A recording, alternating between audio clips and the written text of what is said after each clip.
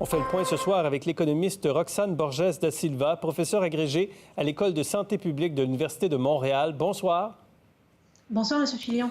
Alors, est-ce qu'il faut, selon vous, et jusqu'où, dans quelle mesure, fermer davantage l'économie au Québec? En fait, il faut savoir qu'actuellement, tous les voyants sont au rouge. Le nombre de cas ne cesse d'augmenter. Les hospitalisations en fait, les hôpitaux sont débordés, les soins intensifs également, et on n'a pas réussi à renverser la tendance avec les confinements partiels qui ont été mis en place.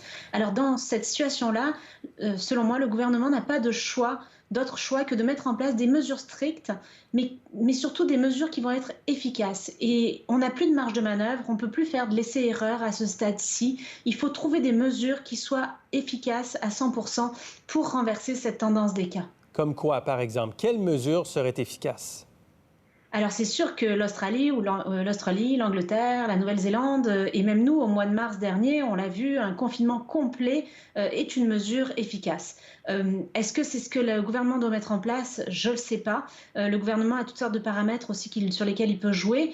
Il y a une autre mesure qui a été très efficace en France, qui a été le couvre-feu. En instaurant un couvre-feu, on responsabilise les individus un par un eux-mêmes, puisqu'ils doivent, au moment du couvre-feu, s'ils doivent sortir, remplir une déclaration et ils vont se poser la question à savoir si la sortie du domicile est vraiment nécessaire. Donc en responsabilisant la population, peut-être que ça pourrait être un moyen également de réduire le nombre de cas. Ça a été très efficace en France. Couvre-feu à 18, à 20 ou à 21 heures avec des policiers dans les rues, c'est ça? Oui, tout à fait. En fait, les personnes qui sortent de leur maison après l'heure du couvre-feu doivent justifier par une déclaration sur l'honneur de la raison en fait, pour laquelle ils sont sortis de chez eux. Oui. Est-ce qu'il faut fermer le secteur manufacturier? Et je pense aux abattoirs, entre autres. Il y a quand même pas mal de cas d'éclosion dans ce type d'entreprise. C'est sûr que le secteur manufacturier est un gros enjeu dans la mesure où c'est le milieu de travail où on voit le plus d'éclosions actuellement. Si c'est encore au gouvernement de décider s'il faut le fermer ou pas, dans le cas d'un confinement strict, évidemment, il sera fermé. Mais s'il n'est pas fermé, il faut absolument mettre en place des mesures de prévention, promotion, éducation pour rappeler et de contrôle aussi, pour rappeler la bonne façon de porter le masque, les mesures de distanciation physique et le lavage des mains qui, somme toute, on voit un laisser-aller dans ces aspects-là. Le docteur Horacio Arruda le disait au dernier point de presse. Faut-il repousser à plus tard le retour à l'école, au-delà du 11 janvier?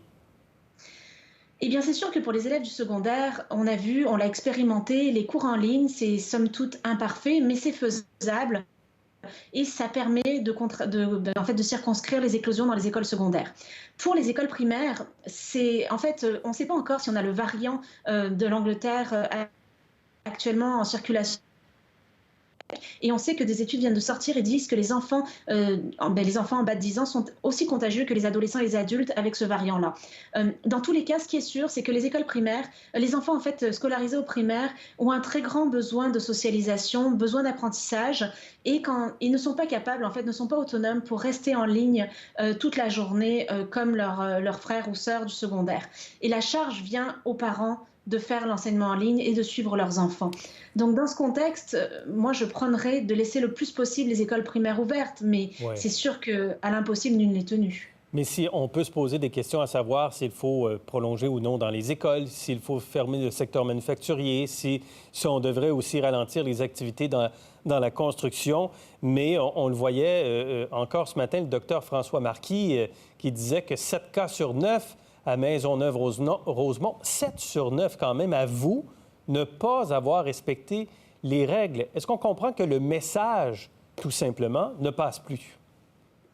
Absolument. En fait, il semble que les gens sont tannés, les gens veulent plus respecter les règles et la période des fêtes de Noël est particulière puisque les gens avaient ce besoin de rassemblement pendant les fêtes. C'est une tradition importante au Québec. Donc, dans ce contexte, c'était la période la pire pour la contamination et on l'a vu, une bonne partie des gens n'ont pas respecté les rassemblements. Espérons que peut-être avec d'autres mesures que le gouvernement mettra en place, on pourra avoir un plus grand respect des mesures et finalement une baisse des cas. Est-ce que le gouvernement a donc raté sa cible, selon vous, durant le temps des fêtes, en ne fermant pas complètement l'économie? Mais vous vous rappelez certainement qu'on était 80 experts à signer une lettre ouverte au début du mois de décembre demandant au gouvernement de mettre en place un confinement complet pendant le congé scolaire et d'en profiter puisque l'économie roule au ralenti pendant le congé scolaire.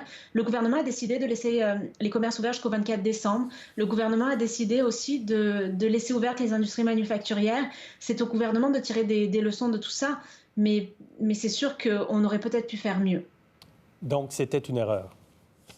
C'est possible, oui. Parfait.